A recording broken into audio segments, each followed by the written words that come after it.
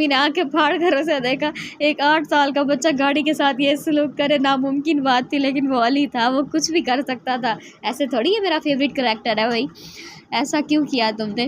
क्योंकि सुबह अब्बू ने आपको डांटा था। सुबह नाश्ते की टेबल पर अली की अम्मी ने शॉपिंग पर जाने की बात की थी, तो उसने अब्बू ने गुस्से में उन्हें डांट दिया था। हालांकि वो ऐसे नहीं थे, लेकिन उनकी दूसरी बीवी से उनके हालात कशीदा चल रहे थे, तो उसका गुस्सा यहाँ निकल गया था। लेकिन बेटा ये बहुत बुरी बात है। अली की अम्मी ने उसे समझाया, जिसे समझाना नामुमकिनात में से आता था।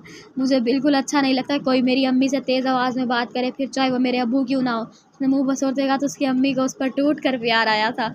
अच्छा, उन्होंने अच्छा को लंबा खींचा और फिर अली को गुदगुदाना शुरू कर दिया, तो फिर खिलखिलाते हुए उनके सीने से लग गया।